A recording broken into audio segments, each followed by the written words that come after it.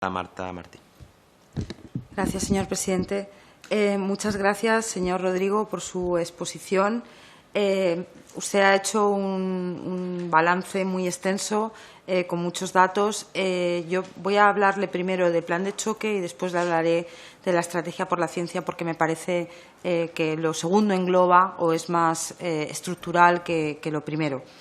Bien, recientemente coincido en muchas de las apreciaciones con mi predecesora cuando interviene, porque algunas de las cuestiones que yo le iba a proponer se las ha planteado ya el PNV.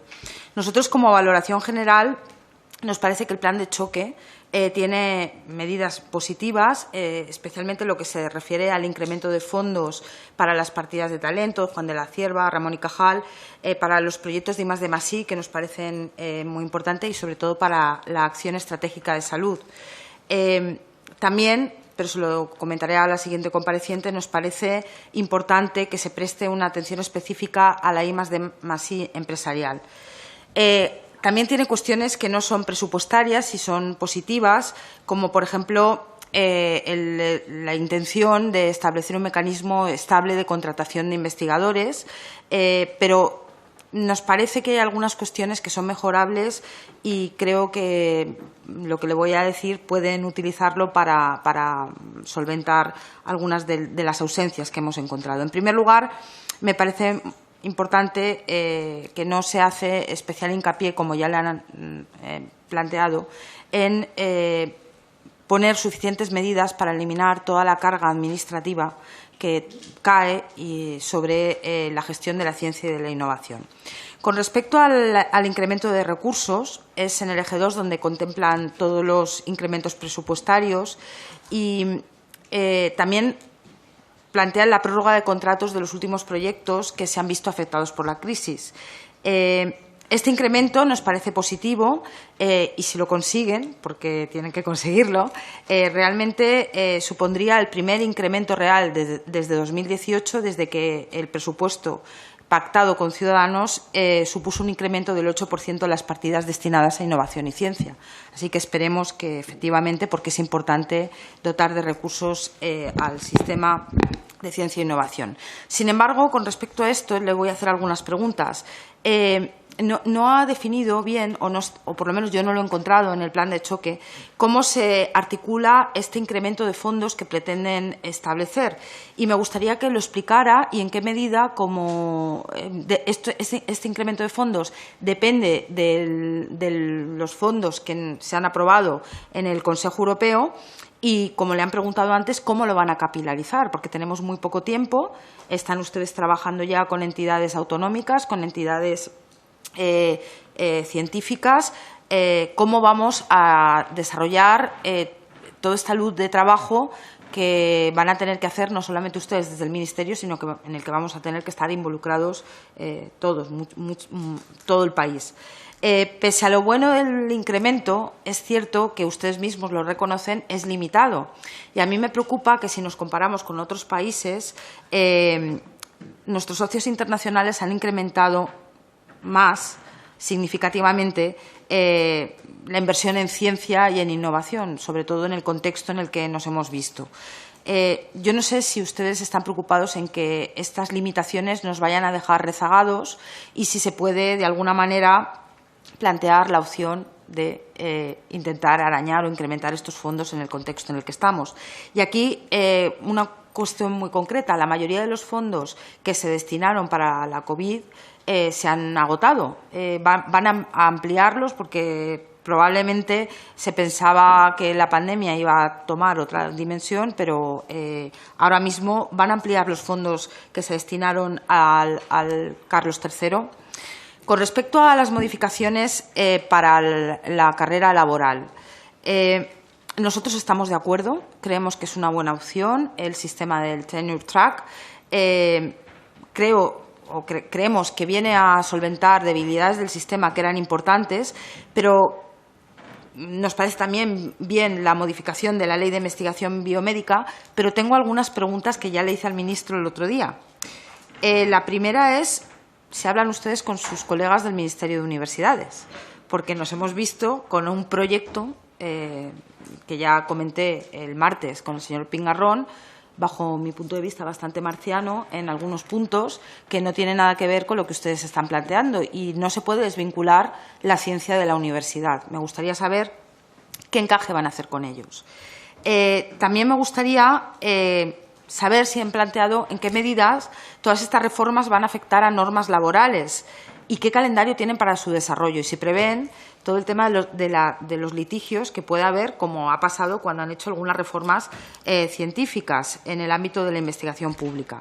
Y una cuestión muy importante, me gustaría que me contestara específicamente hasta qué punto han consensuado toda esta reforma con las principales asociaciones y entidades científicas, porque son las que se van a ver mayoritariamente afectadas y necesitan tener un consenso. Más cuestiones. Ya le he dicho que me parece importante que hay un silencio flagrante sobre el plan de medidas de flexibilización de la gestión administrativa. Se han planteado cómo van a modificar, como ya le han dicho, la ley de subvenciones, la ley de contratación del sector público y qué se está haciendo al respecto, cómo están trabajando con otros ministerios. También me planteo que hay cuestiones que son estructurales y que se van a la estrategia de ciencia, que es de la que le voy a hablar ahora. Vamos a ver, la estrategia de ciencia a mí me parece importantísima. A mí no, es importantísima, porque además puede ser un germen para el futuro pacto por la ciencia que llevamos reivindicando tanto tiempo. Y por eso me parece que se necesita mucha precisión, mucha concreción y mucho debate y mucho consenso para hacerla. Yo le voy a hacer algunas consideraciones. Me han dicho que hoy circulaba un borrador nuevo del que yo he manejado hasta ahora de esa estrategia, pero me imagino que algunas de las cuestiones le pueden servir, ¿no? Nosotros pensamos que efectivamente la estrategia por la ciencia tiene que estar muy alineada con los planes desarrollados por las instituciones europeas, pero tal y como le han planteado creemos también que es muy importante que, igual que tiene que estar alineado con la estrategia europea, tiene que estar alineado con las propias prioridades sectoriales y las necesidades reales de nuestro país.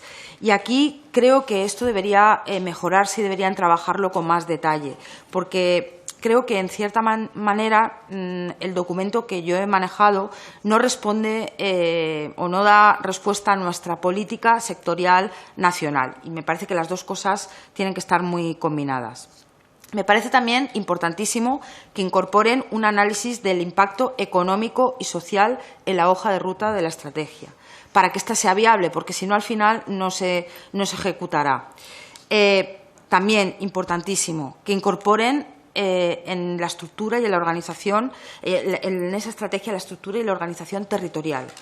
Es verdad que hay que hacer economías de escala para optimizar recursos, pero me parece en esto importantísimo que se incorporen y que se hagan partícipes a las comunidades autónomas y a las distintas administraciones públicas.